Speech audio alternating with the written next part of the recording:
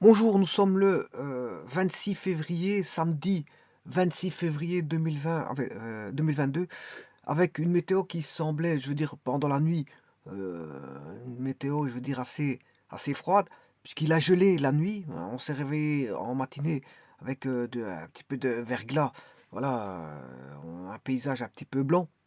On n'aurait jamais cru ça. C'est vrai qu'il faisait un petit peu froid hier au niveau de la température.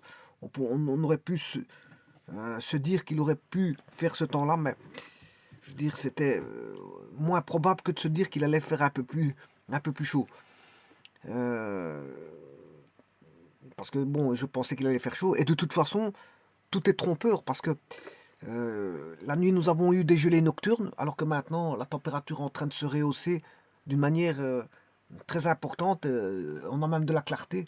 Et donc, ce qui augure d'une journée qui va faire, il va faire bon. Il va faire bon, à mon avis, aujourd'hui, à mon avis, hein, parce que c'est vrai qu'il y a les variations en cours de journée sont subites. Et bon, elles sont bouleversantes et subites. Et donc, on ne s'y attend pas, je veux dire, à, à- à une quelconque météo qui pourrait subvenir ou survenir durant le cours de la journée. Donc, euh, je peux vous dire qu'ici, bon, il a gelé pendant la nuit, mais il fait bon. Je veux dire, pour l'instant, et à mon avis, on va vers un assèchement, euh, puisqu'en fait, à mon avis, il va faire bon. Il va faire bon. À mon avis, bon, encore une fois, je suis pas un devin, et comme je vous dis, tout est basé sur une fluctuation, je veux dire, euh, qui n'est pas forcément graduelle, mais qui peut être du tout au rien. On peut avoir du bon temps en, à un instant, et puis 10 minutes après, bon, il peut commencer à faire très sombre et commencer à pleuvoir ou avoir voilà, des tombées de pluie ou voire de grêle. Bon, ça peut être bouleversant. C'est pour ça qu'ici, bon, pour l'instant, le ciel est dégagé. Il y a très peu de nuages. Donc, est-ce que les nuages vont pas s'agglutiner à un moment donné? Je n'en sais pas plus. Mais en tout cas, bon, il a fait une gelée nocturne pendant la nuit. Et pour l'instant, il fait bon. Ben, peut-être qu'on va profiter de ce temps voilà, qui nous est proposé. Enfin, du moins, j'espère qu'il va continuer de la sorte au cours de la journée. Alors ici, je vais faire l'algorithme. L'algorithme, j'avais déjà fait une vidéo là-dessus, mais cette fois-ci, je vais voir sous forme d'algorithme euh, de la multiplication matricielle. Bon, j'avais déjà vu ça, mais bon, je revois un petit peu. Normalement, vous devriez pouvoir retrouver une telle vidéo, algorithme de la multiplication. Mais j'ai pas surnommé ça algorithme. Voilà, j'avais vu multiplication matricielle, mais le fait de voir la multiplication matricielle, bon, suffit à lui-même d'entrevoir l'algorithme qui est caché derrière. Alors, la première des choses à savoir, c'est que la multiplication matricielle, ben, dans multiplication matricielle, on a matrice, hein. Donc, ce qui veut dire qu'on a des tableaux de nombres. Alors, une matrice peut être vue comme une matrice ligne, colonne, hein. On n'a pas forcément des tableaux qui sont élaborés. On peut avoir ce qu'on appelle un vecteur qui est une matrice ligne, voire une matrice colonne. Bon, c'est bon, c'est pas forcément élaboré. On n'a pas toujours 3 lignes, 3 colonnes, ou 3 lignes, 2 colonnes, ou 4 lignes, 4 colonnes. Voilà, et ainsi de suite. Voilà. Donc, attention à ça. Donc, c'est des tableaux et on y place à l'intérieur des valeurs, des valeurs. Quand je dis valeurs, c'est d'un ensemble, hein, bien sûr. Il y a la théorie des ensembles qui, euh, qui intègre bien sûr cette notion. La multiplication matricielle n'est rien d'autre qu'une opération basée sur des nombres, mais pas sur un nombre, sur voilà, plusieurs nombres. Et ces nombres, on les place dans des matrices. Voilà, donc en fait, ici on va jouer avec un ensemble, enfin jouer, je m'excuse, on va manipuler euh, un ensemble, les valeurs d'un ensemble K. Ça peut être des réels, des complexes, peu importe, on s'en fout. Des rationnels, des entiers, peu importe. Bon, c'est un ensemble K.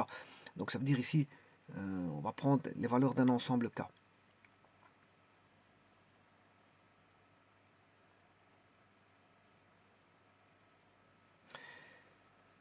Voilà. Donc, et alors, qu'est-ce qu'on va formaliser? On va formaliser deux groupes d'ensemble. Deux groupes d'ensemble. Enfin, je vais aller puiser voilà, des valeurs d'un ensemble pour en faire ce qu'on appelle un ensemble de valeurs. Et cet ensemble de valeurs peut se mettre sous forme d'une matrice. Alors, soit à cette matrice, la première matrice, bien sûr appartenant, euh, ce sont des valeurs que je veux puiser dans K. Voilà. Et la dimension de cette matrice est n fois P. Donc n lignes et P colonnes. Donc ça va se mettre sous forme de matrice rectangulaire.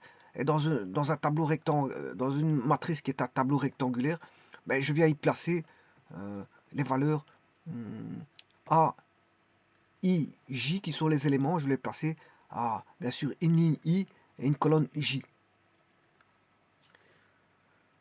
Bon, et ça, je reprends cette fois-ci un second tableau. Ce qui veut dire qu'ici, j'aurai deux tableaux, deux ensembles de valeurs que je peux mettre structurées sous forme. En fait, c'est une structure, hein, c'est une structuration des valeurs. J'ai plusieurs valeurs d'un ensemble. Je les structure sous forme voilà, d'un tableau où je peux aller rechercher les éléments du tableau à travers des lignes et des colonnes. Alors, ça, pourquoi c'est intéressant? Ben, c'est intéressant notamment en informatique. Hein. En informatique, c'est très utilisé parce que, bien oui, pourquoi? Parce qu'on peut créer des tableaux tout fait, bon, soit des structures de tableaux statiques, on donne la dimension du tableau, ou soit dynamique, on ne sait pas quelle est sa dimension, et sa dimension va être, on va dire, dynamique.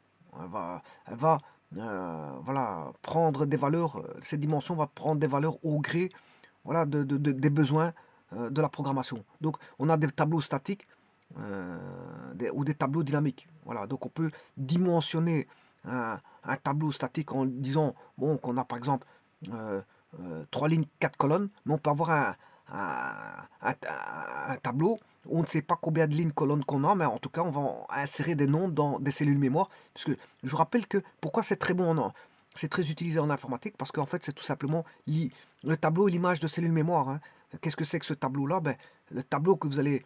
La présentation du tableau n'est rien d'autre que, voilà, on va dire une image de cellule mémoire. Donc, quand vous placez un élément dans un tableau, ben, c'est comme si vous l'avez placé. Vous le mettez dans une cellule mémoire, et cette cellule mémoire correspond, je veux dire, voilà, à une case du tableau. Voilà, donc c'est une image. Voilà, il y a une image. Euh, euh, voilà, vous êtes. En fait, ce qui se passe, vous pouvez créer un tableau, statique ou dynamique, peu importe. Voilà, vous dimensionnez par exemple un tableau à une, deux, une ligne, deuxième ligne, première ligne, deuxième, troisième ligne, quatrième ligne, voilà. Et ici, une, deux, première colonne, deuxième colonne, troisième colonne et quatrième et cinquième colonne. Voilà, je mets 5 colonnes. Donc ici, je dimensionnais un tableau à 4 lignes, 5 colonnes. Ce qui veut dire qu'en arrière-plan, vous aurez en arrière-plan l'image au travers de la mémoire. Hein. Donc, c'est-à-dire ici, si vous avez voilà, la mémoire,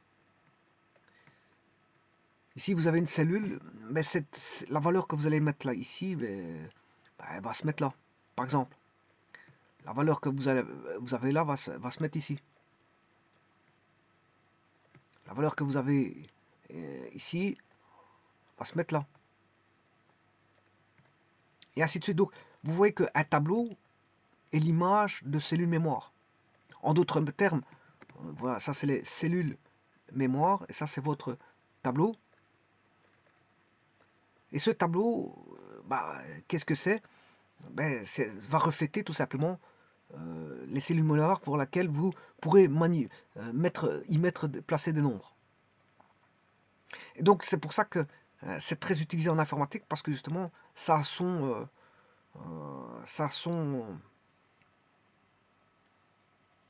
comment est-ce qu'on pourrait dire ça, son utilité, son emploi.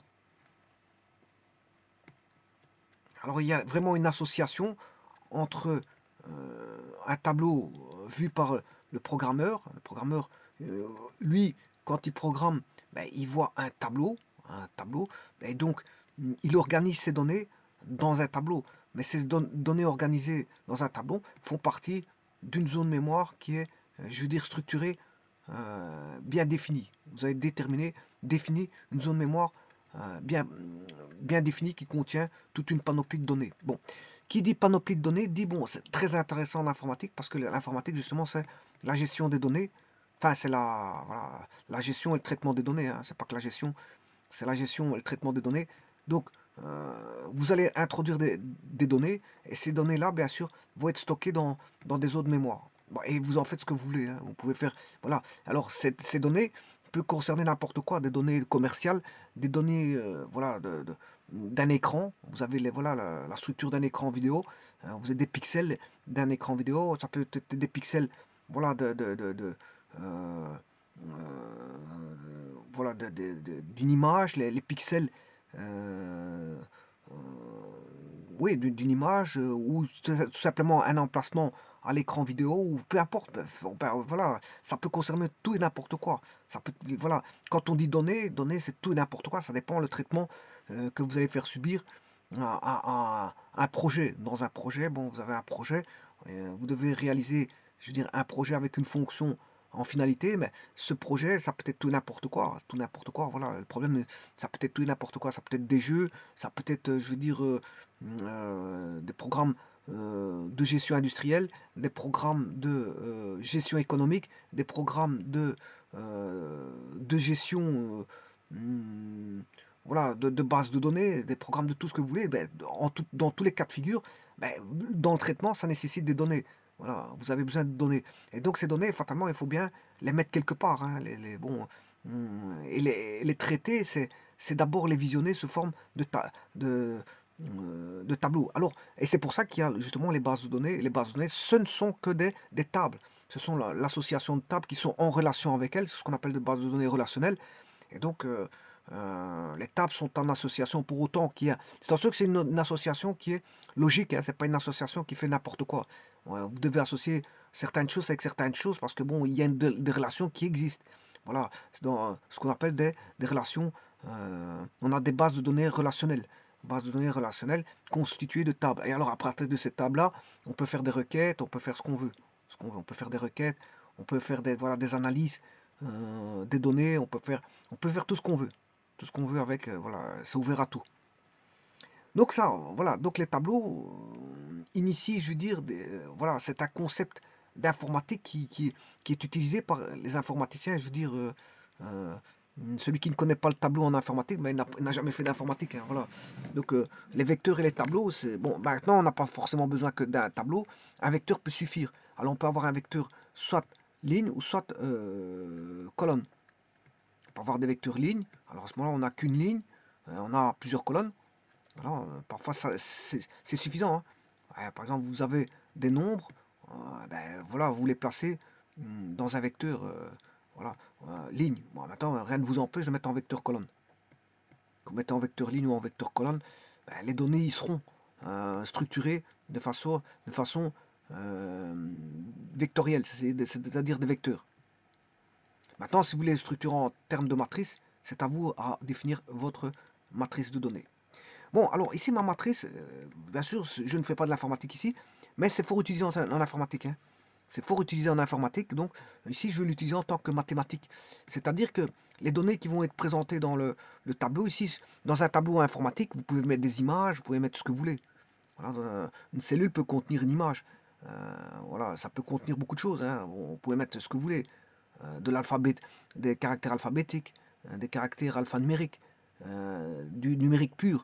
Voilà. Par contre, ici, la multiplication matricielle en mathématiques nécessite uniquement des valeurs, hein. C'est les valeurs d'un ensemble K. Donc, n'allez pas mettre des images là-dessus parce que ce n'est pas de l'informatique. Ici, je suis dans le concept mathématique. Bien qu'il est utilisé en informatique avec, bien sûr, l'association avec la notion de mémoire, mais dans la mémoire, vous pouvez mettre toutes sortes d'informations, hein, des images, des nombres, des lettres, des chiffres, ouais, des caractères spéciaux. Voilà, ouais, on peut manipuler tout ce qu'on veut voilà, on peut manipuler des pixels, on peut manipuler ce qu'on veut. Ce qu'on veut. Ben, ici, ça n'a rien à voir. Ici, c'est plutôt des nombres. On a des nombres. Ici, je suis en mathématiques, donc je ne vais pas manipuler des images ou quoi ou qu'est-ce dans un tableau. Donc ici, je vais mettre des valeurs dans un tableau.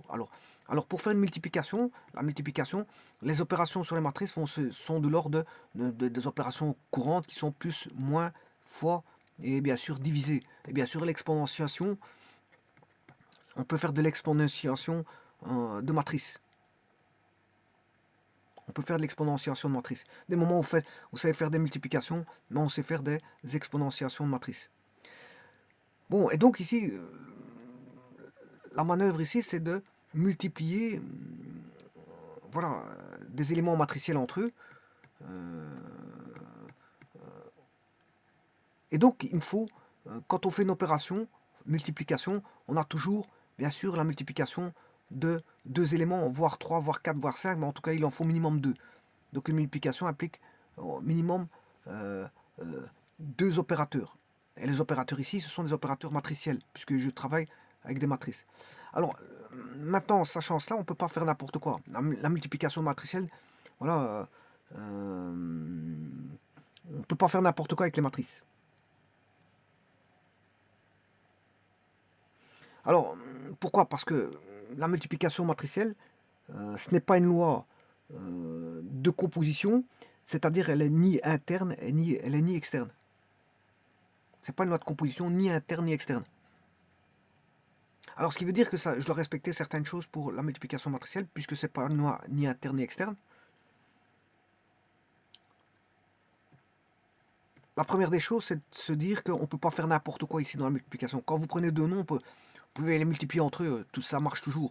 On a toujours un résultat, quoi. Parce que vous faites 2 fois 3, ou 4 fois 10, ou n'importe quoi, n'importe quelle valeur que vous allez prendre, c'est possible de faire la multiplication, mais pas avec les matrices. Les matrices, il y a une condition sine qua non à établir avant de pouvoir voir si c'est multipliable, c'est d'avoir P, si vous avez ici N, voilà, et ici P en colonne, ben ici la ligne doit commencer par P. Donc si une matrice vous faites A fois B, ben, ici si vous avez N lignes, l'autre est P colonne, il faut absolument que celle-ci soit de P lignes et terminée par N colonnes. Alors bien sûr à ça il y aura un résultat que je vais appeler C. Et cette matrice C va faire partie d'une N fois N. Une M fois M, je m'excuse. Ici, je me suis trompé ici. Je recommence ici. Parce que c'est pas forcément N fois N. Hein. Si vous avez N ici et N là, vous avez ce qu'on appelle une matrice carrée en sortie. Mais ici, bon, je peux avoir une matrice rectangulaire en sortie. Bon, ça, c'est pas un problème. Donc ici, je vais changer le pont. Je vais mettre M fois M. Voilà.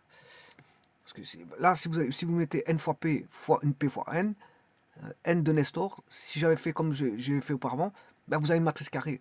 Mais ici, bon, les matrices peuvent être en sortie des matrices rectangulaires. Donc, je peux avoir une N fois P. Oui, ici, je me suis trompé parce que c'est K. J'ai oublié de mettre le K.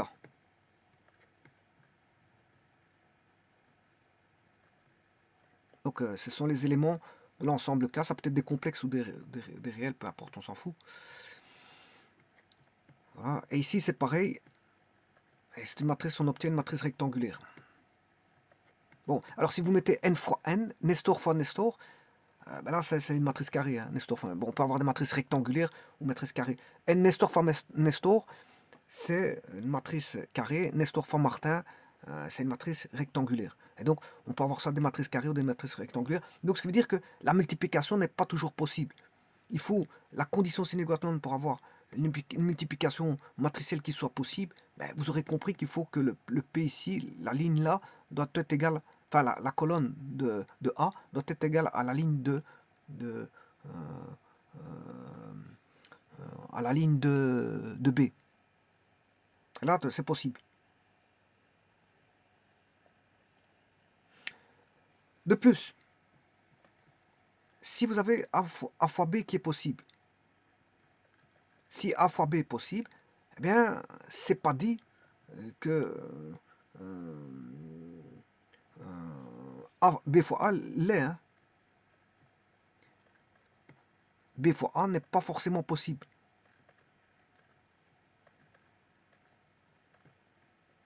Il n'est pas forcément possible.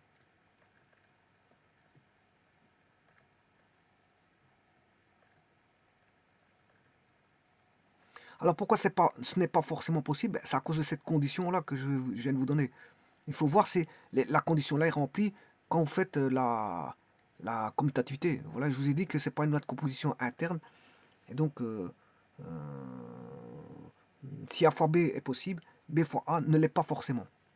Voilà, c'est à voir. Il faut voir au cas par cas.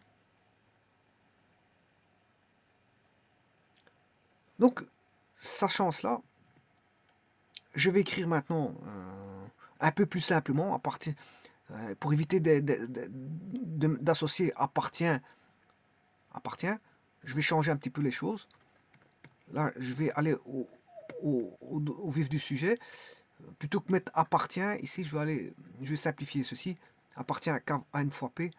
Ben, je vais mettre, voilà, on sait bien qu'une matrice, je vais simplifier les écritures. Hein. J'aurais pu écrire appartient à K M fois P. Alors, ben, bon, pour simplifier ceci, sachant que quand je prends les éléments d'un ensemble K, je vais l'écrire M fois P.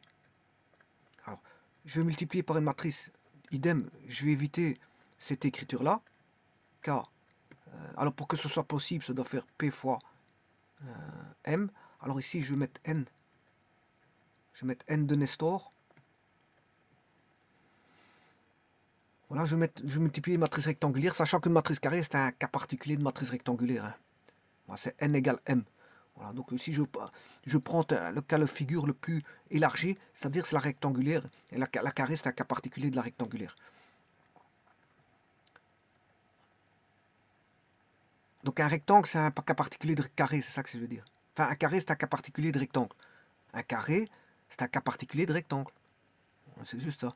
Donc une matrice carrée, ça c'est pour la forme géométrique, mais pour les matrices c'est pareil. Une matrice carrée est une forme particulière de matrice rectangulaire. Alors est-ce que c'est possible de le faire ici? Oui, parce que j'ai bien mon P ici. Alors celui-là il est à gauche, et celui-là il est à droite. Hein. Attention, parce que ça a son importance. C'est là la matrice de gauche qui doit posséder P colonne, la matrice de droite P ligne. Bon, alors ça je vais simplifier pour éviter d'écrire appartient à P fois N. Bon, si on a sous-entendu que les éléments appartiennent à K, voilà, si on a sous-entendu ça, mais ici, si j'écris ceci, ben, il n'y a pas d'équivoque possible parce qu'on sait bien que on sous-entend que les éléments appartiennent à un ensemble K, par exemple les entiers, peu importe les complexes ou les réels. Voilà, ben, à ce moment-là, je peux écrire sans équivoque possible N fois P, et là B, P fois N. Voilà. Et à partir de là, ouais, encore une fois, si je me trompe, sinon j'ai une matrice carrée, voilà, je vais élargir la matrice rectangulaire. À partir de là, j'ai un résultat, pour autant que c'est possible, hein, pour autant que ce soit possible, qu'on ait cette condition-là. Donc si on a la condition-là, bah, à ce moment-là, c'est possible. Je vous rappelle qu'ici, comme je vous l'ai dit, on n'a pas une loi de composition, qui n'est ni interne ni externe. C'est-à-dire qu'on n'a pas toujours un résultat. Voilà, c'est pas une application, on a toujours un résultat, mais ce résultat est unique. Bon, on n'a pas ça ici, parce qu'il se peut que vous fassiez A fois B, voilà, et que ça n'existe pas. Et quand ça n'existera pas, ben, si vous n'avez pas la condition là, si vous n'avez pas la condition là, ben, ça n'existera pas. La matrice n'existera pas. Donc c'est pas une autre composition interne ni externe. C'est pas une application. Vous n'avez pas à chaque fois un résultat et que ce résultat est unique. Parfois vous n'avez pas de résultat du tout, puisqu'il suffit de prendre. Si je prends une 3 fois 2 fois une matrice B qui est une 4 fois 3, ben, ce ne sera pas possible. Puisque vous voyez qu'ici, on n'a pas la condition qui est requise. Donc là, il n'y a pas de résultat. Voilà, il n'y a pas de résultat. Ne cherchez pas, il n'y a pas de résultat à ça. Il n'y a pas à commencer à calculer quoi que ce soit. Donc là, il n'y a pas de résultat. Donc ça veut dire que c'est pas une application, on n'a pas toujours un résultat. Une application, c'est quand on a toujours un résultat et ce résultat est unique. Bon, ici, c'est pas le cas. Donc c'est pour ça que je vous dis que ce n'est pas une loi de composition ni interne ni externe. Alors bon, ici, le résultat, il doit donner, bien sûr, une n fois m. N fois m. Bon, et sur base de ça, je vais faire l'algorithme. Hum, Donc on sait bien que C appartient à n fois m. Donc ce qui veut dire qu'ici, je vais définir un résultat qui est ce petit c, Cij est égal, et là on verra ce qu'il en est. Bien sûr, j'aurai les éléments de A, je vais les appeler A. Les éléments de A sont les AIJ. Oui, ça je vais le noter en aparté. Je vais réduire ceci.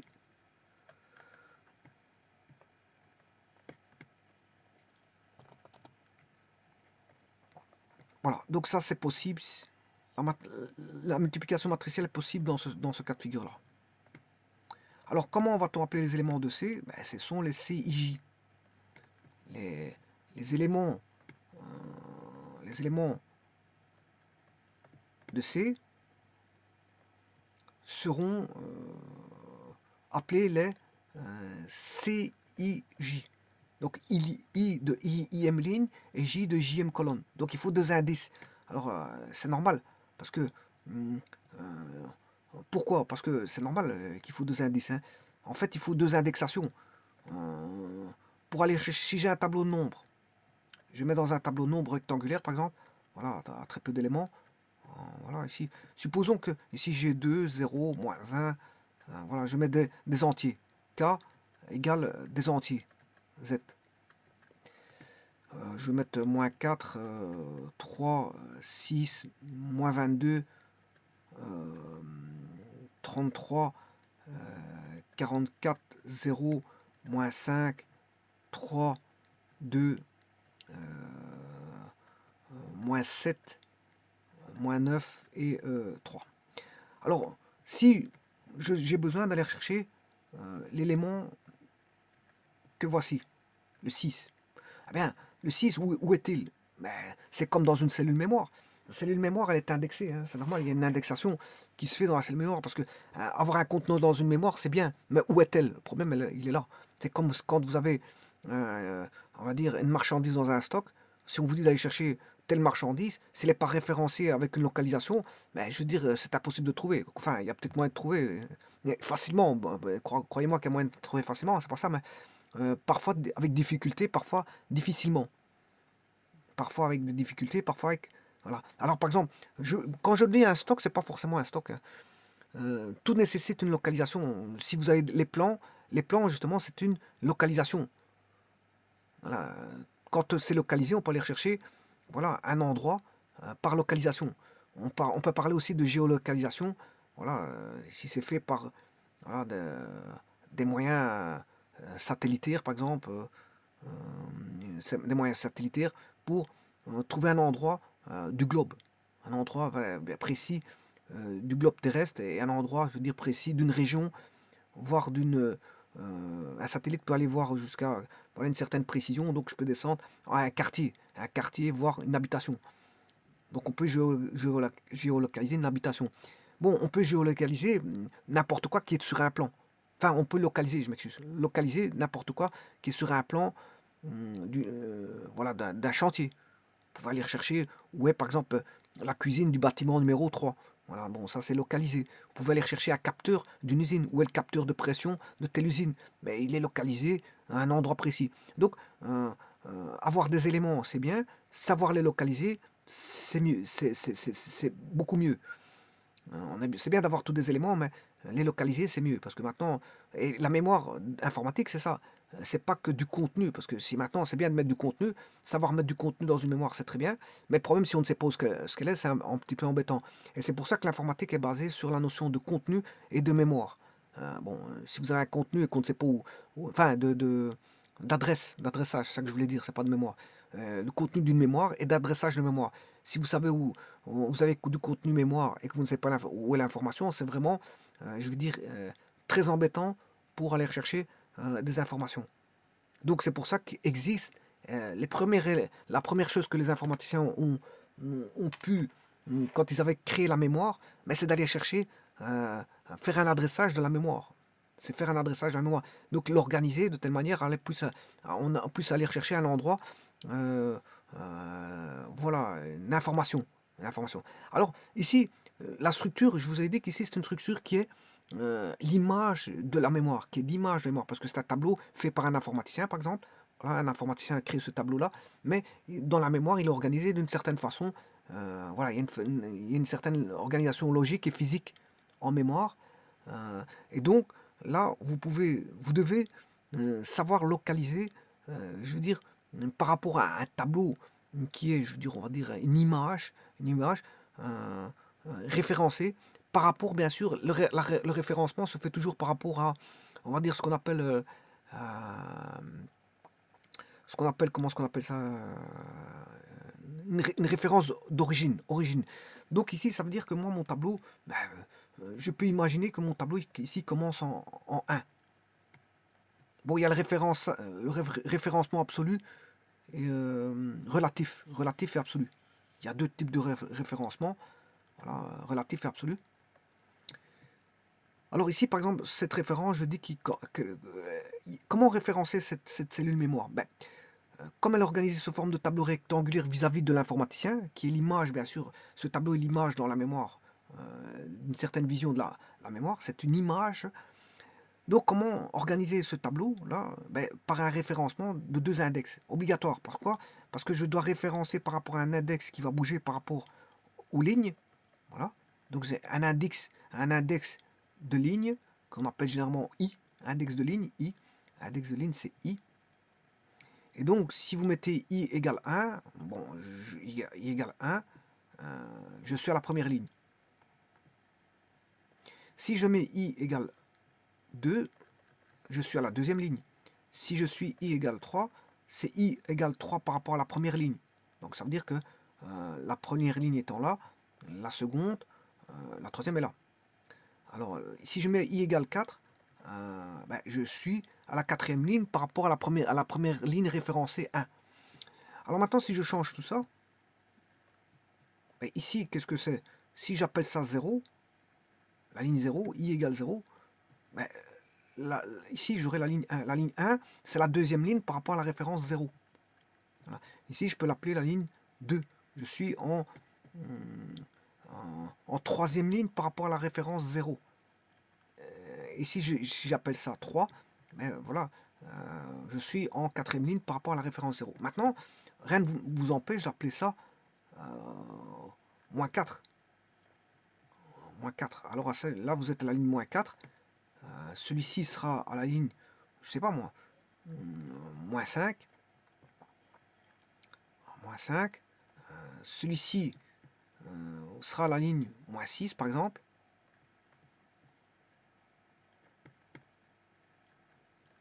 Et celui-ci sera la ligne moins 7. Voilà, bon, je fais ce que je veux dans mes références. Hein. Je pourrais même faire ceci. Regardez bien.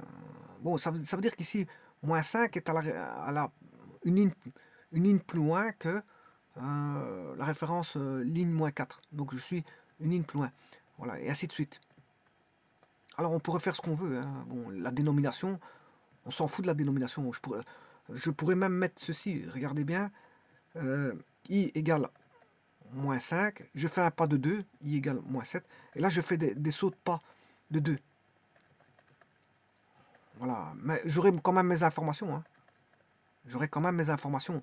Dès le moment où je place mes informations au bon endroit, il n'y a pas de problème. Par exemple, ici je mets I égale J, ici c'est l'indice de colonne, J égale 4, J égale 5, J égale... je pourrais mettre même n'importe quoi. Pas... Le problème c'est que il faut que je puisse accéder de façon séquentielle, d'une étape à l'autre. Et donc ici, je dois mettre un pas de 2. Par exemple, de 2, de 3, de 4, peu importe, on s'en fout. Mais généralement, on met un pas de 1. Vous aurez compris qu'on commence en 0 ou en 1 et on fait un pas de 1. Bon, mais ici, moi, je peux faire ce que je veux. Simplement, ici, je ne peux pas mettre 8 parce qu'après, pour passer de 4 à 5, bon, on sait bien que c'est 1, mais après de 8, il faut 3. Bon, il faut se rappeler qu'on a mis 3 pour passer de là à là. Donc, c'est pour ça que si vous mettez un pas, mettez le même pas, hein, 4, 6, 4, 5, 6, 7, 8, voilà, ça c'est bon, J égale 10. Et alors maintenant, je peux aller chercher n'importe quelle information, parce que si je veux cette cellule-là, ben, ce sera par exemple I égale moins 7, et J égale 10. Mais par contre, ici, je vais faire l'indexation par pas de 2, alors que là, ici, l'indexation est par pas de 2 aussi. Les deux, voilà, de 2 et 2. Mais généralement, on ne fait pas une indexation, on part pas de 2, je vous le dis tout de suite. Voilà, le plus facile, on cherche au plus facile. Les informaticiens, quand ils codent, ils ne commencent pas à faire du n'importe quoi pour se compliquer la tâche. Bon, l'informatique est déjà compliquée en soi. Bon, si on se rajoute des complications dans la complication, bon, c'est un petit peu embêtant, hein. Bon, pour ceux qui veulent s'amuser, il n'y a pas de problème, mais les informaticiens, bon, ils sont payés au rendement, c'est pas qu'ils doivent, ils s'amusent. Voilà, donc ici, euh, généralement, on appelle ça i égale 0 ou i égale 1, ça dépend. Bon, ça, vous pouvez mettre 0 ou 1.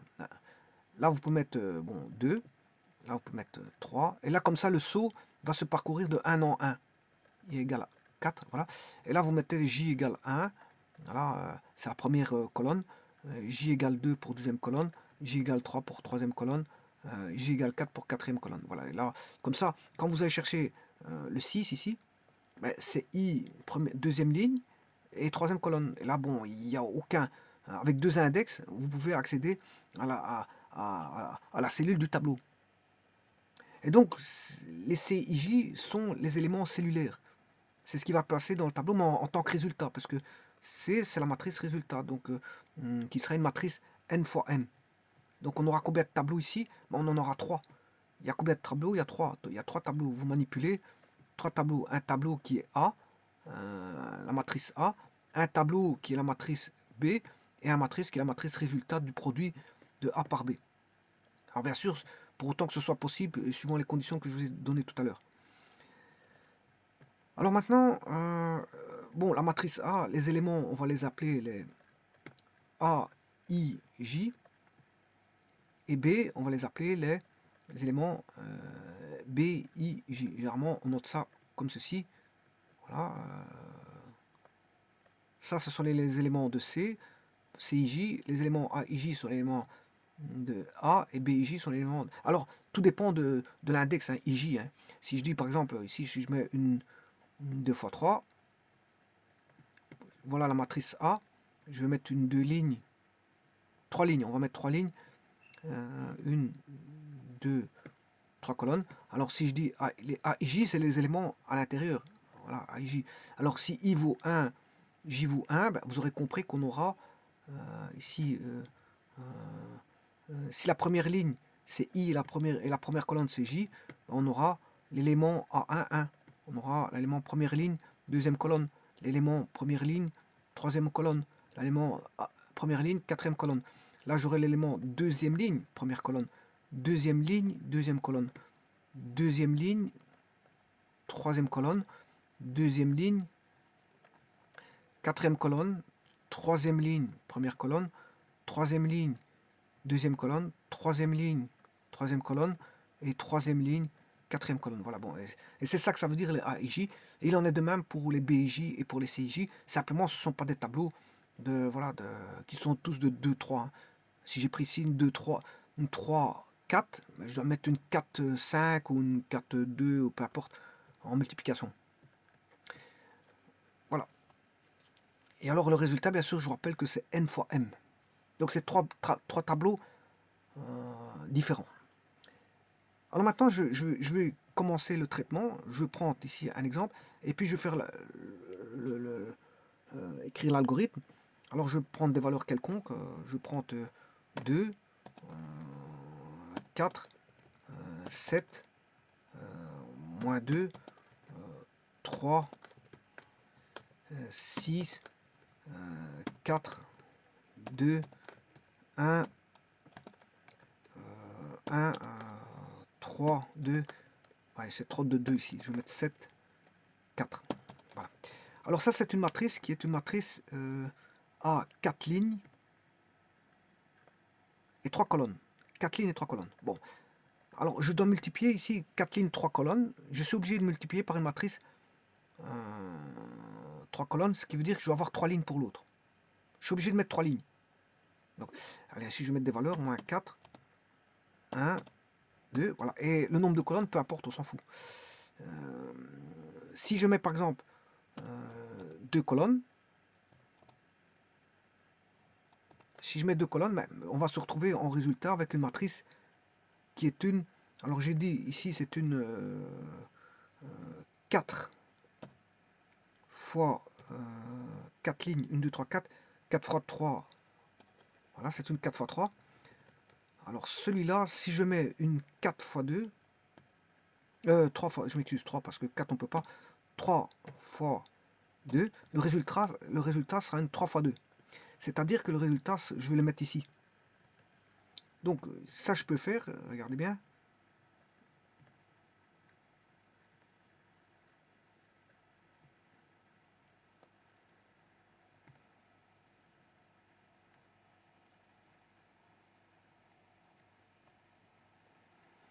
Les résultats seront ici.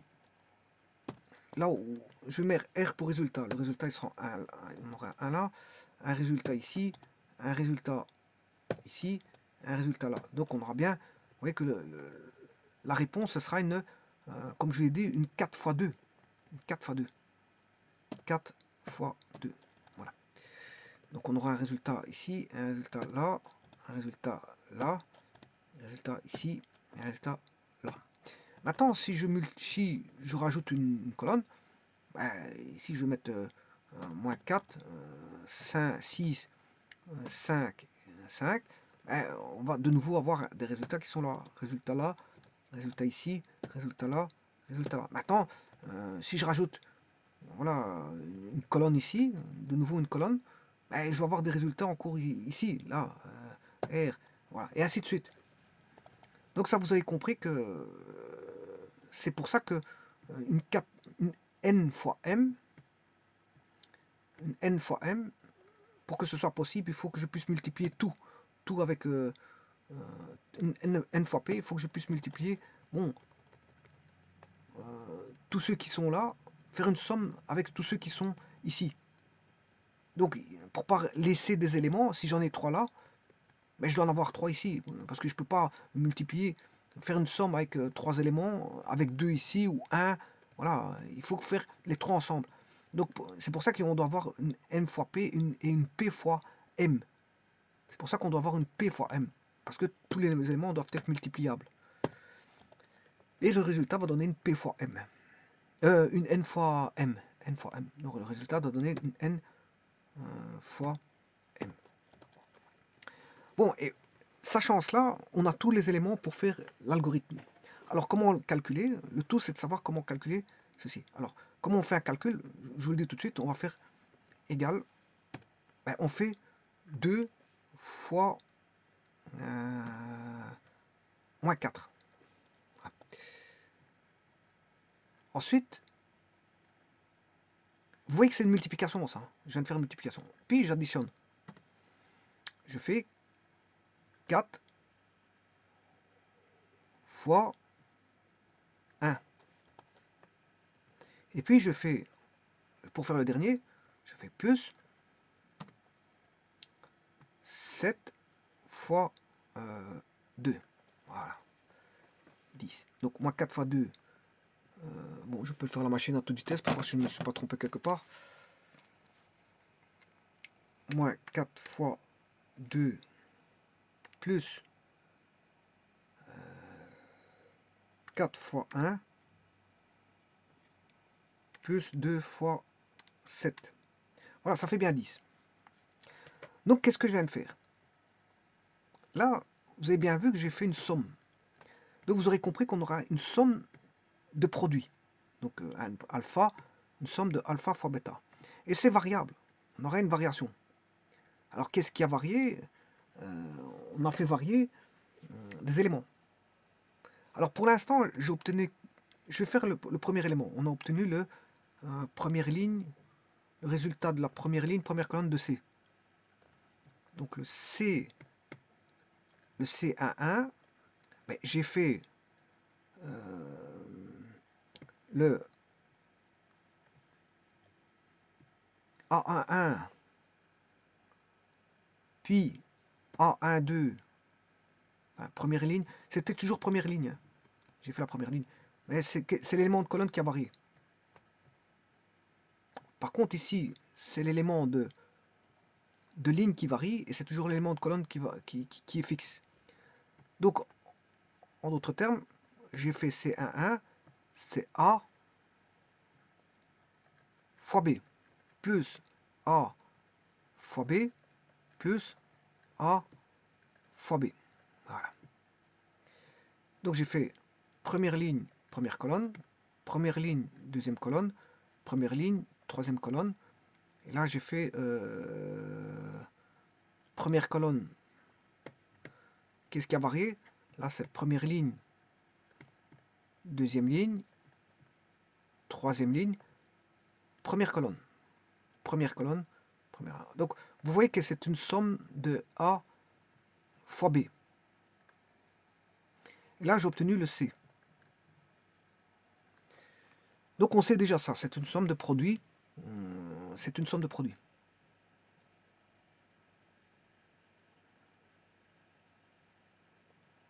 Eh bien, on va faire la suite. Celui-là, le résultat ici, vaudra égal première ligne fois la colonne, l'élément de première ligne, deuxième colonne,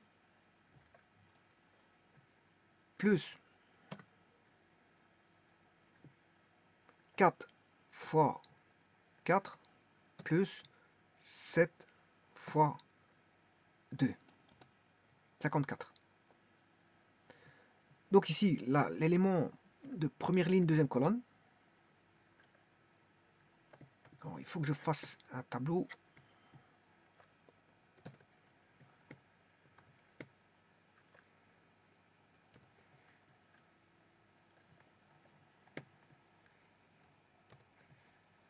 Alors, on calcule la première ligne, deuxième colonne.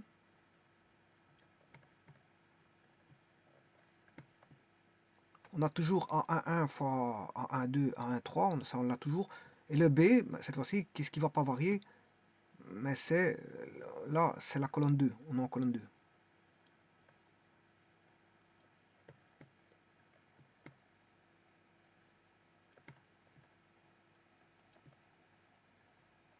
Et là, si vous avez compris, C13, c'est égal à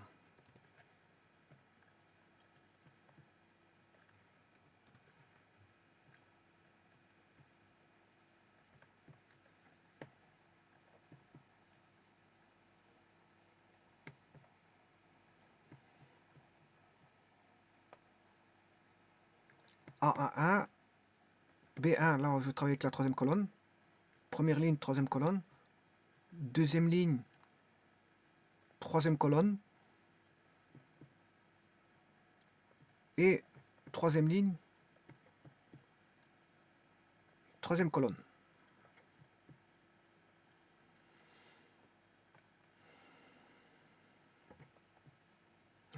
Je vais déjà d'abord faire celui-ci.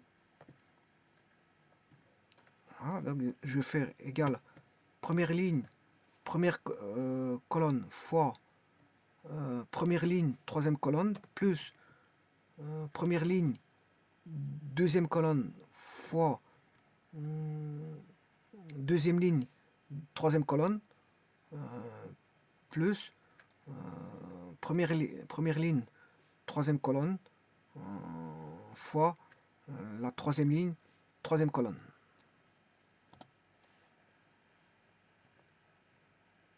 Maintenant, je vais faire la ligne suivante. La ligne suivante, je vais faire la deuxième ligne. Alors là, il suffit juste de répéter.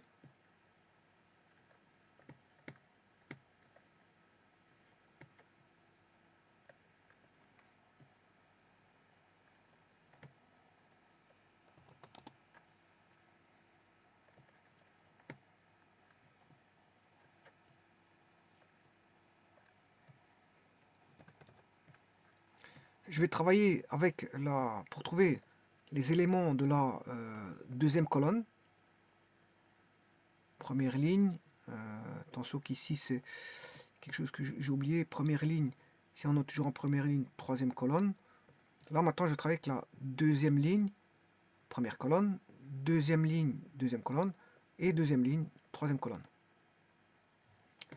Et puis si vous avez compris l'astuce, je vais faire en espérant que j'ai assez de place ici, tout juste. Voilà.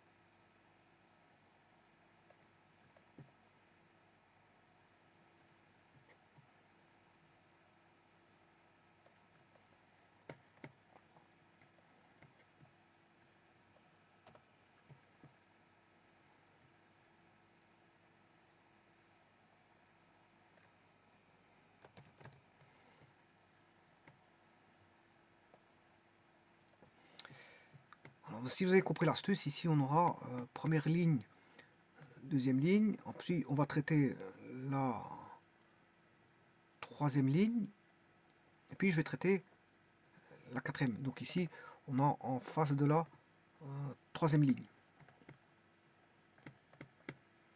Troisième ligne, troisième ligne, troisième ligne.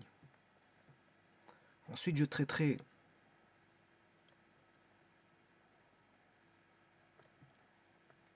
la quatrième ligne, quatrième ligne, quatrième ligne. Bon, qu'est-ce qui va changer maintenant? Donc là, je vous ai dit que c'était tout c'est de voir ce qui va changer à 1. Donc la deuxième ligne, je vais faire égal celui-là fois première. Donc ça c'est la deuxième ligne, première colonne, fois moins 4, plus 3 fois 1, plus 6 fois 2. Bon, je vais te calculer ça. Ça fait 8 plus 3 plus 12. 20, voilà, ça c'est bon. 23. Donc j'ai fait on a une variation pour la matrice grand A. Alors la matrice grand A, c'est celle-là. Voilà. Et la matrice grand B, c'est l'autre.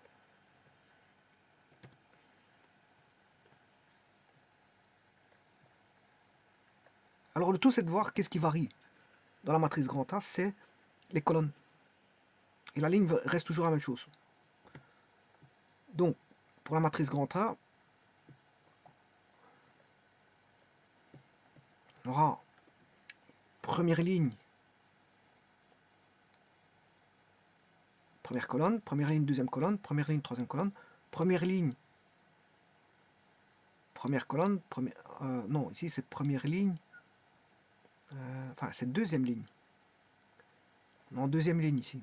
Deuxième ligne, première colonne, deuxième ligne, deuxième colonne, deuxième ligne, troisième colonne. Là on aura deuxième ligne, on va recommencer, deuxième ligne, première colonne, deuxième ligne, deuxième colonne, deuxième ligne, troisième colonne. Là on aura deuxième ligne, première colonne, deuxième ligne, deuxième colonne, deuxième ligne, troisième colonne. Si vous avez compris l'astuce, on aura troisième ligne, première colonne, troisième ligne, deuxième colonne, troisième ligne, troisième colonne, troisième ligne, première colonne, troisième ligne, deuxième colonne. Ouais, non, si je me suis trompé, c'est parce que je peux pas j'ai pas encore réfléchi sur le B, donc je suis sur le A.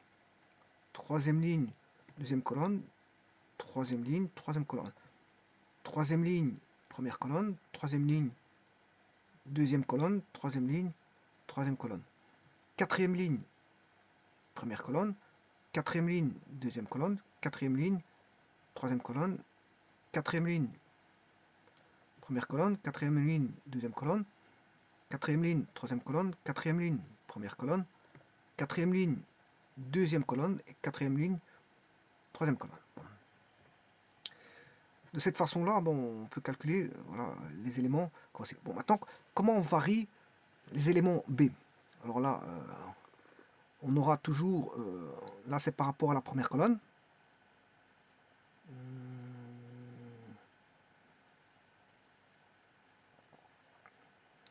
Et là, ça va être toujours la même chose. Parce qu'on va toujours multiplier par si première colonne, deuxième colonne, troisième colonne. Donc ici, si je multiplie, je vais faire moins 2 fois 12 plus 3 fois 4 plus 6 fois 2. Voilà. 0. Donc 12 fois moins 24, 4 fois 3, 12, 6 fois 2, 12, moins 24 plus 24, ça fait bien 0. Bon, pour celui-ci, ça va être pareil. Ben, moins 2 fois moins 4 plus 3 fois 6 plus 6 fois 5. Bon, ça fait 56. Donc là, si vous avez compris la manœuvre, à mon avis, là, il n'y a plus rien qui bouge au niveau du B. Le B, ce sera toujours B11, B21, première ligne. Première ligne, si je me situe à ce niveau-ci, voilà, voilà, je vais me situer à ce niveau-là.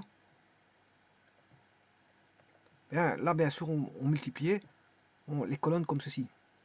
Une, on a 3 colonnes, 2, et chaque fois, ça revenait. L'élément revient à chaque fois. Hein. On multiplie par celui-là, je vais mettre en noir. On multiplie par celui-là, puis par celui-là, et puis par celui-là. Puis on revient, on multiplie par celui-là, celui-là, celui-là. Puis on multiplie par celui-là, celui-là, celui-là. Puis après, ça c'est quand on a appuyé par la première ligne. Puis la seconde ligne, de nouveau on recommence la même chose. On multiplie par celui-là, celui-là, celui-là. Pour la deuxième ligne, on obtient l'élément ici. Bien sûr, là on va obtenir un élément là, là, là. Ici on multiplie par les trois éléments. On revient à chaque fois. Donc quelque part, celui-ci, on fait ça, et puis on revient en arrière. C'est chaque fois un bouclage qui revient à chaque fois au même endroit. Par contre, celui-ci, quand il évolue, une fois qu'il évolue, il ne revient pas en arrière. Donc celui qui revient en arrière, c'est celui qui est là. Celui qui boucle, c'est celui-ci. Donc là, on a un 1, B11, première ligne, première colonne, c'est celui-là. Ensuite, première ligne, deuxième colonne. Deuxième ligne, première colonne, c'est celui-là. Ensuite, troisième ligne, première colonne, c'est celui-là. Puis, je recommence. Première ligne, deuxième colonne, c'est celui-là. Première ligne, deuxième colonne, c'est celui-là. Première ligne, troisième colonne, c'est celui-là. Voilà, troisième colonne. Puis, on passe à la ligne, la colonne, on va rechercher les éléments de la deuxième ligne. Tout ce qui est deuxième ligne. Alors, tout ce qui est deuxième ligne, bon, je peux refaire le schéma correctement. Voilà. Bon, je vais vous mettre le schéma correctement pour mieux voir. Bon, ici, on a... bon, j'ai pris une 4, 1, 2, 3, 4. 4 lignes. 4 lignes, 3 colonnes. 4 lignes, 3 colonnes. On peut entrevoir la chose comme ça. Voilà, une ligne.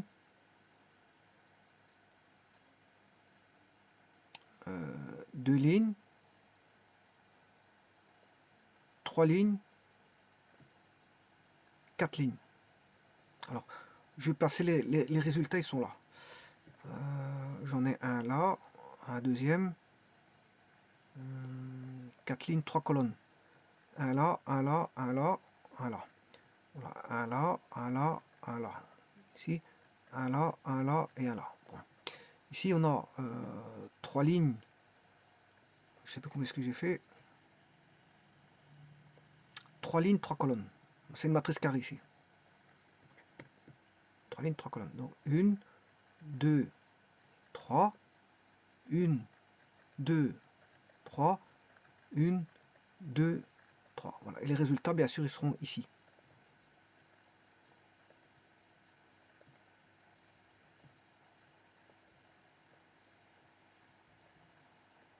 Donc on aura 4 x 3, 12 résultats. Effectivement, ici dans mon tableau, j'ai bien ici 3 et 4.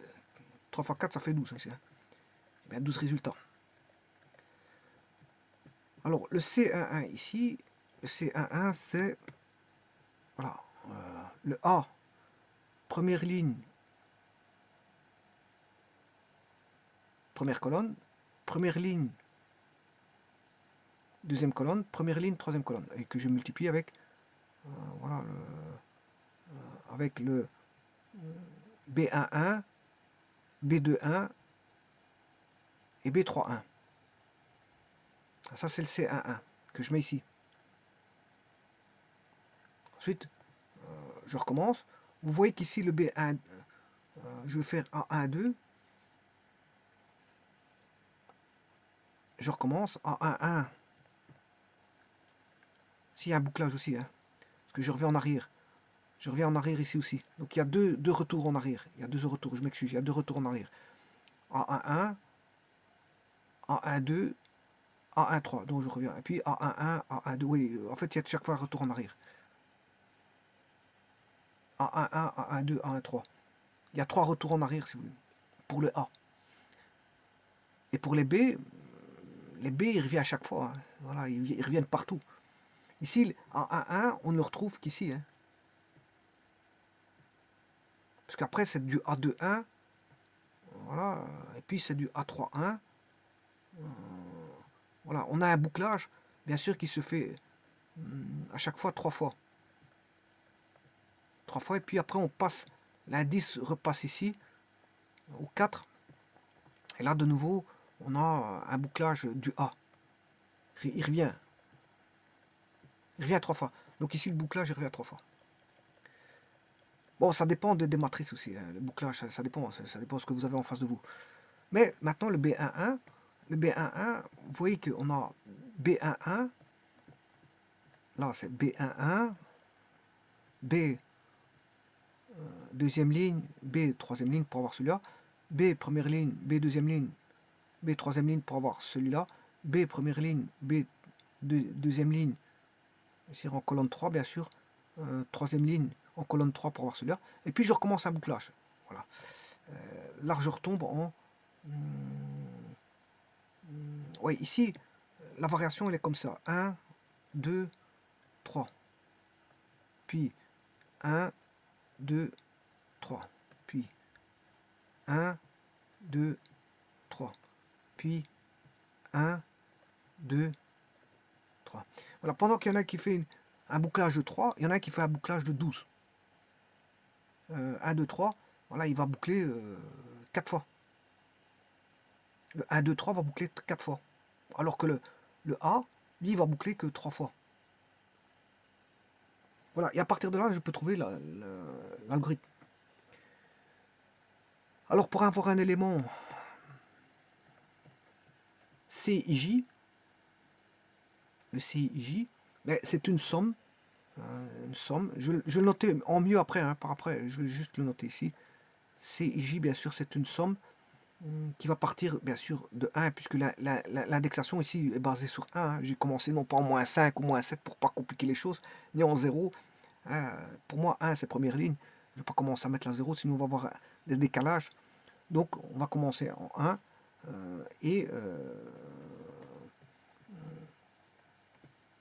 Si je prends celui-ci,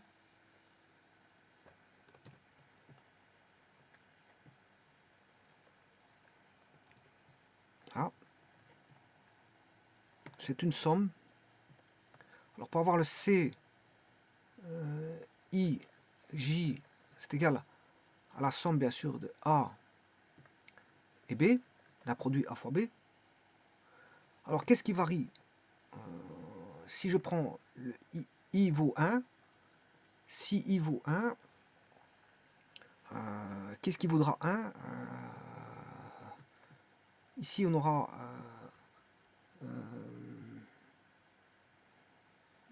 donc ici, on aura un bouclage. Hein. Comme je vous dis, on aura un bouclage. Et ce bouclage va commencer à partir de 1. Et il va aller jusque... on va dire... comme on a une matrice ici, A,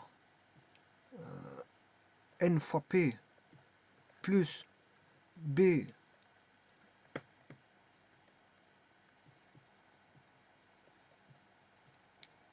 P fois M, voilà,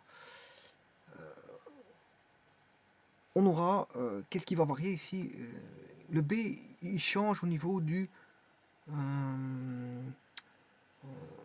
celui-ci. On a 1, puis 2, puis 3. Et bien sûr, je ne peux aller que jusque 3. En ligne, je peux aller que 3, pas plus. Et ici, c'est... Là, je recommence. B,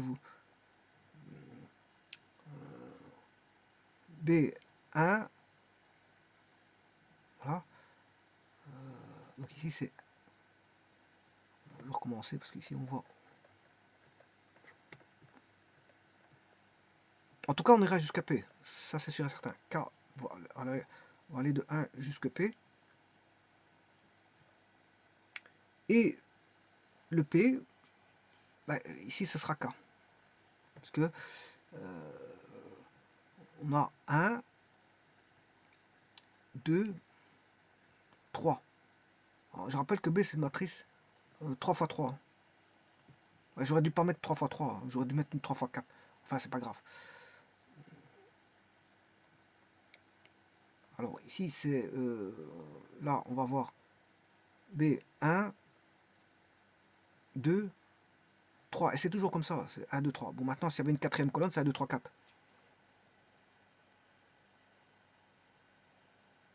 S'il y avait une quatrième ligne, bah, c'est 1, 2, 3, 4. Il faut faire toutes les lignes. Hein. Je vous ai dit, vous ne pouvez pas laisser une ligne. Si j'avais une quatrième ligne, je dois faire toutes les lignes. Donc il y aurait eu une sommation en plus. On aurait eu plus en 1, 4. Par exemple, ici, j'aurais eu plus A1, 4 fois B4, 1. Par exemple, hein, si avec 4 lignes. Bon, ici, bon, j'ai mis qu'une matrice 3, 3. Mais le P ici, il ira de 1 à 4. Et c'est toujours comme ça. Le P va toujours de 1 à 4. De 1 à 3. Ici, c'est de 1 à 3 parce que c'est toujours la même chose. Comme je l'ai dit, le P, il n'est pas variable. Bon, ce qui varie ici, là, on aura le P qui va varier de 1 à 2, 3. Et bien sûr, le J, là, vous voyez qu'ici, on varie 1. J'aurais dû mettre en rouge.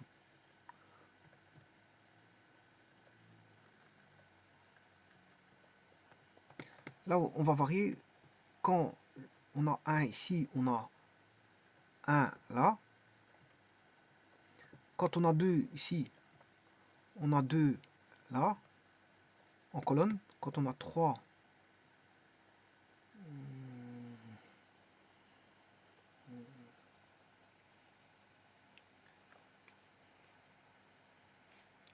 quand on a 1, je m'excuse si je me trompe, je recommence. Quand on a 1 là, il va varier de 1, 2, 3. Quand on a 1 ici, on aura 1, 1 et 1. Quand on a 2 ici, on a 2, 2 et 2. Quand on a 3 ici, on a 3, 3 et 3. Quand on a 1 ici, on a 1, 1, 1. Quand on a 2 ici, on a 2, 2, 2. Quand on a 3 en colonne ici pour le C, on a 3, 3, 3. Quand on a 1, on a 1, 1 pour le B, 1 pour... Voilà. Quand on a 2, On a 2, 2, 2. Vous aurez compris l'astuce. 2, 2, 2.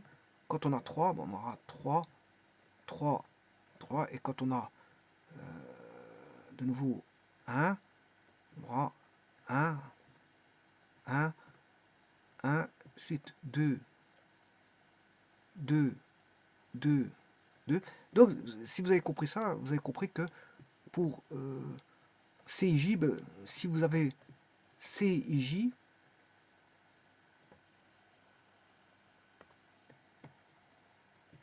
pour CIJ, ben, vous allez avoir ici J.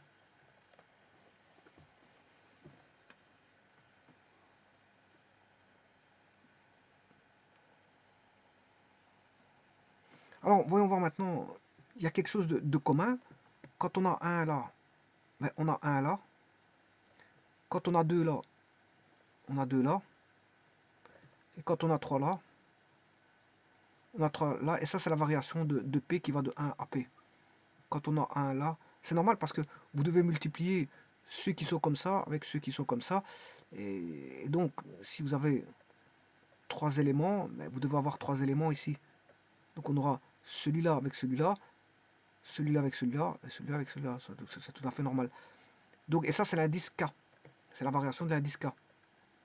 Qui fait la variation. C'est la variation de l'indice K. Ouais. Donc on a 1, 1, 1, 1, 2, 2, 3, 3, 1, 1, 2, 2, 3, 3. Et si vous analysez tous les sens, c'est toujours comme ça. J'analyse les autres, c'est toujours. Ouais, je vais prendre un au hasard. Ben, là, on a 1, 1, 2, 2. Je prends ici 1, 1. Bon, voilà. Donc, ça, c'est assez simple. Maintenant, ce qui reste, c'est le dernier indice, qui est ben, l'indice qui doit venir ici. Alors, vous aurez compris que c'est I, hein, puisqu'il ne reste plus que ça. Ouais, bon, le K, il est utilisé, il est là. Le J, je l'ai utilisé parce que bon, c'est l'indice qui va se mettre ici. Et le I, comme le J, il est extrême. Celui-ci, il est extrême, on le met à droite. Ben, ce sera le I qui va se mettre là. Et vous allez voir que c'est effectivement le I qui va se mettre là. C'est le I qui va se mettre là. Alors regardez bien. Le 1, on a 1. Je vais le faire dans l'autre.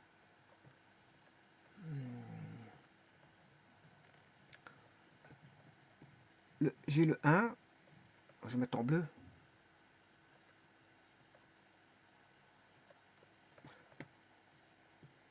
Là, on a le 1.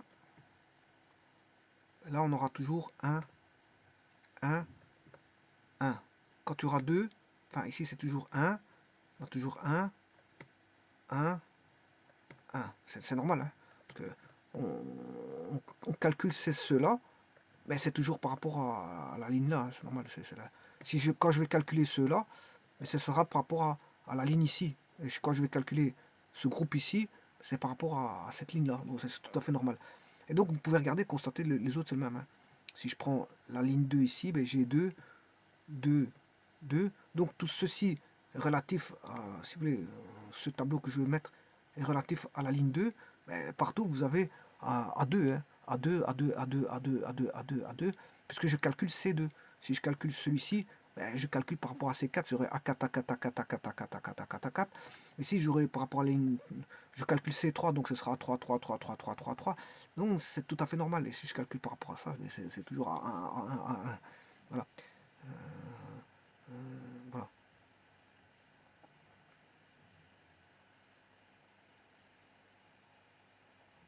Et donc, ça va donner l'algorithme ici n'est rien d'autre que ceci.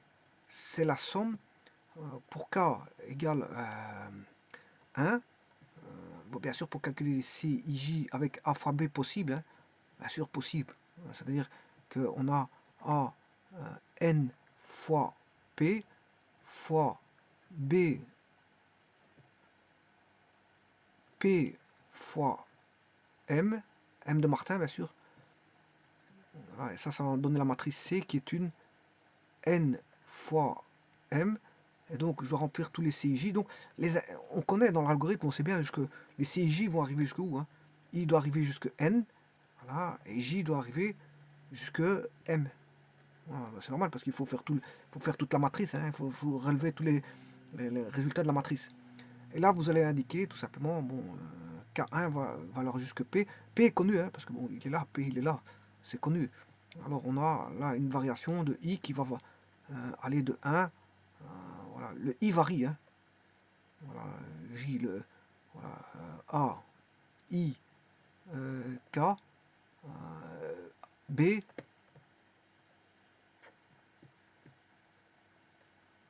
K, J.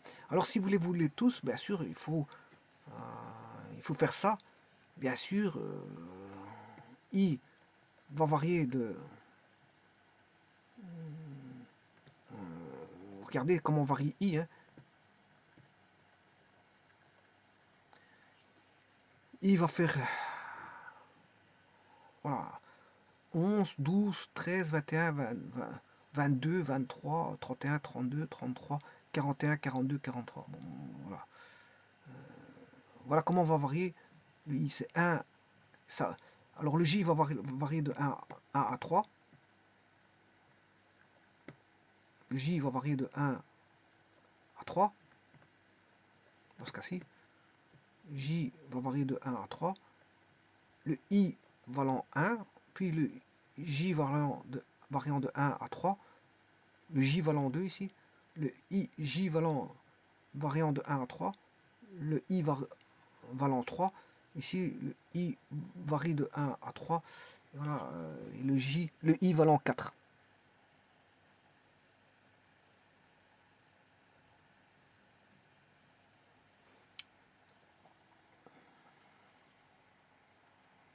Donc, pourquoi 4? Parce que c'est la quatrième ligne. Il y aura 4 lignes. 4 lignes et 3 colonnes. Donc ici, vous devez mettre I, si vous les voulez tous, I doit varier de 1 jusqu'à N. Mais attention que si vous les voulez correctement, il faut faire varier I, puis bien sûr, il y a une boucle imbriquée, hein. Si vous les voulez tous les afficher, enfin les introduire ou les afficher, vous avez un bouclage de J égale à 1 jusque M. Voilà, et bien sûr, dans ce bouclage-là, vous avez I qui va varier de 1 jusque N. Voilà, le bouclage va se faire comme ça. Si vous voulez tous les afficher ou les introduire, c'est comme ça. Donc, on a un bouclage dans un bouclage. Voilà. Vous avez calculé tous les résultats et puis il faut les réintroduire dans une matrice, hein. Donc, pour réintroduire dans la matrice, on calcule les résultats. Ça, c'est un résultat, mais après, il faut réintroduire dans la matrice C. Et donc, pour réintroduire dans la matrice C, bien sûr, vous allez rentrer C11, C12, C13 au fur et à mesure. Mais le C12, vous voyez que on va varier de 1 à 3, donc J va varier de 1 à 3, mais le I, il vaut toujours 1 ici. Et puis là, le J va varier de 1 à 3, et le I est passé à 2, l'indice 2. Voilà. Et puis le J va varier de 1 à 3, mais le I valant 3. Ici, le J va passer de 1 à 3, de 1 à 3, et 3, bon, qu'est-ce que c'est? Ben, c'est 3 colonnes, hein. C'est 3 colonnes, c'est parce que voilà, on a 3 colonnes. Donc, si je devais écrire ça correctement, ben, j'écrirais, bien sûr, je l'ai mal écrit, hein, bon, c'est J. Si vous les voulez tous,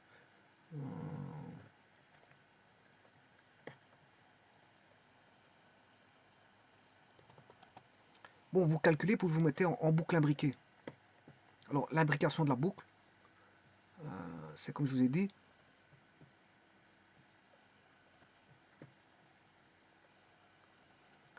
vous allez faire un bouclage pour l'introduction de J égale 1 jusqu'à M.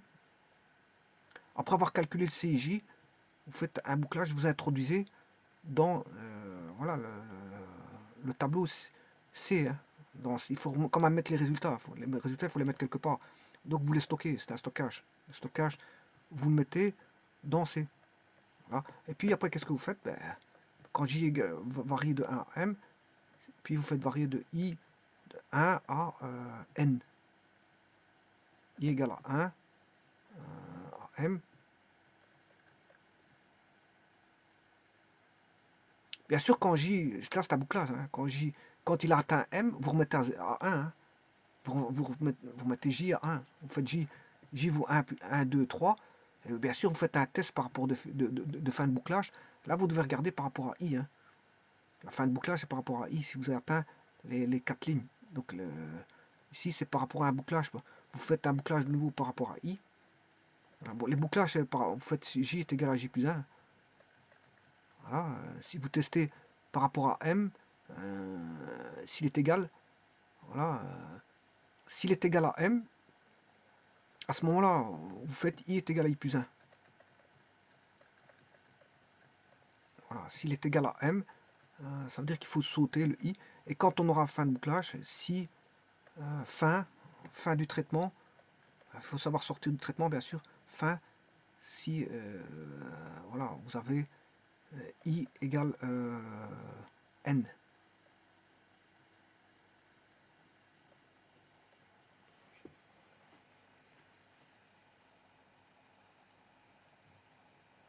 Attention qu'il faut vérifier si vous n'avez pas encore une fois à faire hein, dans le traitement. C'est bien de dire I égale N, mais ça, il faut vérifier si vous ne devez pas faire encore une fois. Parce que si vous n'avez pas un résultat, il vous en manque un, mais c'est qu'il faut le faire encore une fois en plus. Donc attention à ça, parce que c'est vrai que donc si I est, on va dire, normalement, il faudrait tester si I, alors comme c'est des entiers, on va arriver à 5 pour qu'il fasse son traitement. Je vais mettre si I est strictement plus grand que N. Parce que s'il arrive à N, normalement, il doit encore faire un traitement pour la ligne N. Pour la ligne N, il doit faire encore un traitement. Donc, I doit être strictement supérieur à N. Quand il va passer à l'élément juste au-dessus, là c'est vraiment fini. Mais il doit faire encore un traitement pour la ligne N. Voilà. Donc vous voyez qu'ici, vous faites un bouclage dans un bouclage pour avoir tous les éléments, si vous voulez, voilà,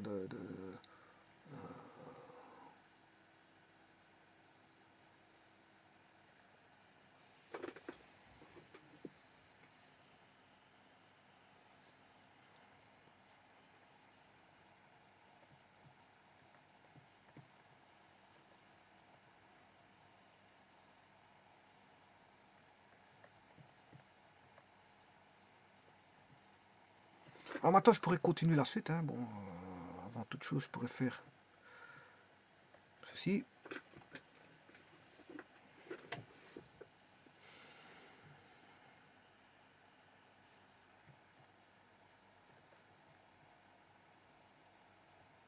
Attention qu'ici, ce qui se passe, c'est que ceci, bien sûr, ça a à voir avec ceci. Hein. Si vous voulez être clair, faites très attention à la lecture de ce que je suis en train d'écrire.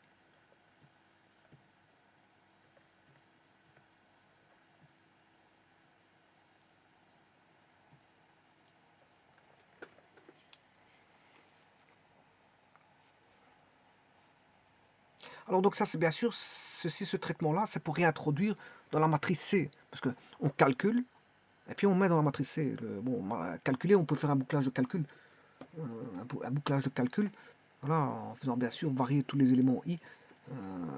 Ben, le bouclage peut se faire comme ceci aussi. Hein. Ce bouclage-là, il peut servir au traitement de chacun des éléments, mais il peut servir aussi bon, à l'introduction. De toute façon, il y a deux manières de faire.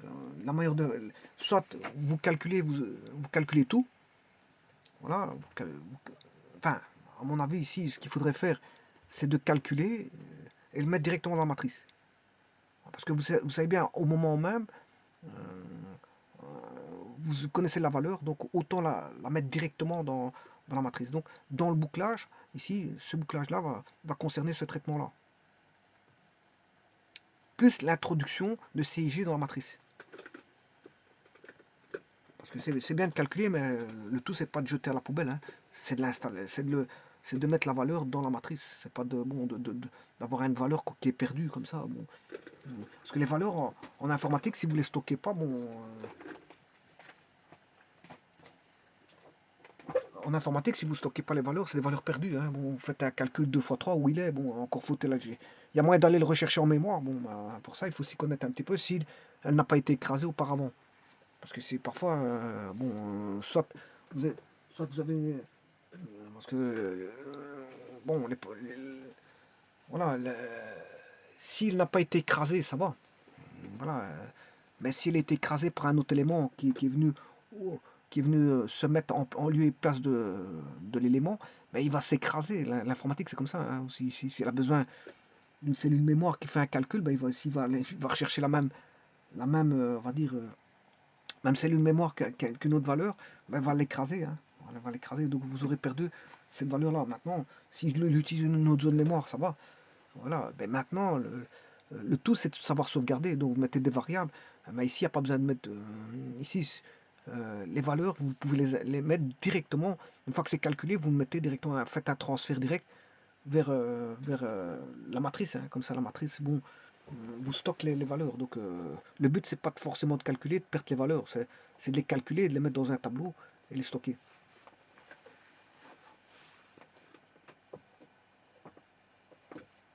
Et si besoin, vous pouvez les enregistrer aussi, hein. Les afficher, les imprimer. Vous pouvez les afficher voilà, à l'écran, les imprimer à l'imprimante, ou les mettre dans un fichier, ou enfin, on peut faire tout ce qu'on veut en informatique. Voilà, donc pour mettre dans un fichier, voilà, il existe toutes sortes de fichiers. Voilà, vous pouvez mettre dans un fichier.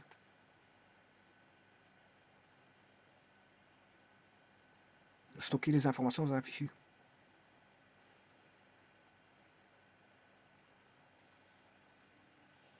Donc tout est ici une question de bouclage, hein. C'est une question de bouclage, vous faites une sommation, puisqu'il faut parcourir des éléments en ligne colonne, donc la situation d'indexation, pour avoir un élément dans une matrice, mais c'est grâce à l'indexation, et donc ici pour passer de l'un à l'autre, je fais un bouclage. Par exemple ici je vais faire, ouais, là, 4 fois moins 4 plus 2 fois 1 plus 1 fois 2. Moins 12. Donc on a bien moins 16 plus 2, moins 14 plus 2, moins 12, c'est juste. Alors le suivant, je peux faire égal 4 fois 12 plus 2 fois 4 plus 1 fois 2.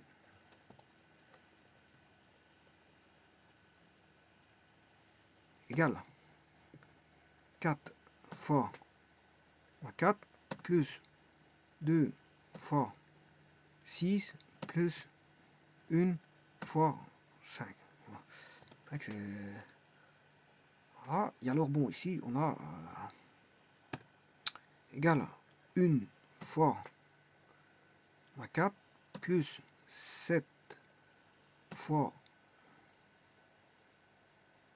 1 plus 4 fois 2 égale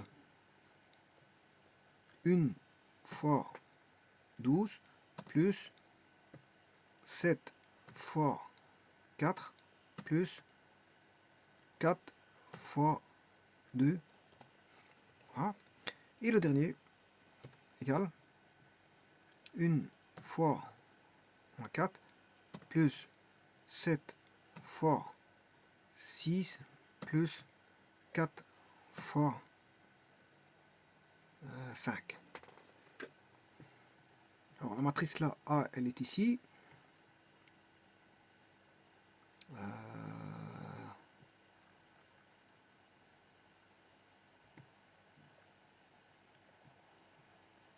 La matrice B, elle est là. Et bien sûr, le résultat,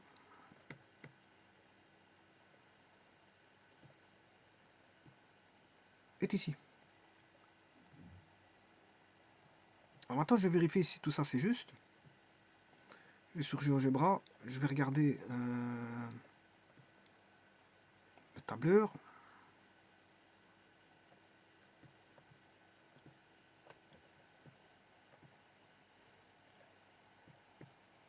Je reprends ces valeurs.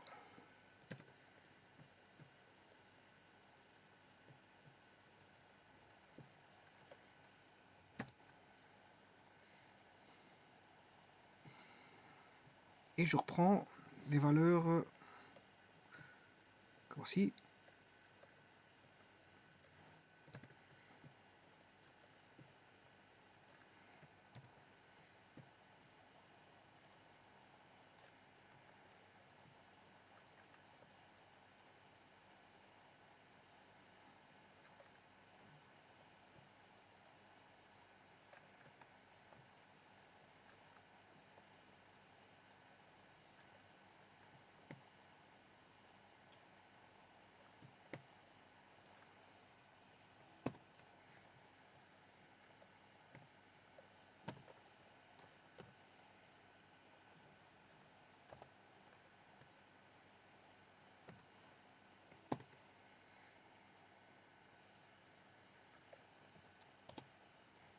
Alors 10, on va regarder si c'est bon.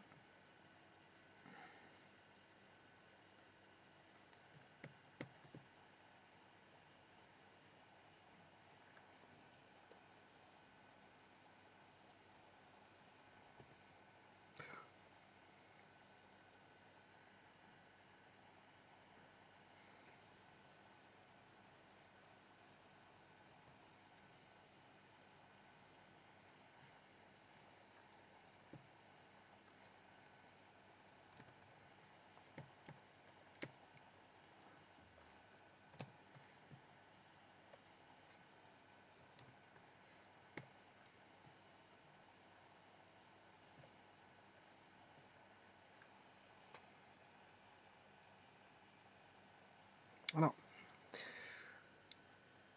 C'est bon.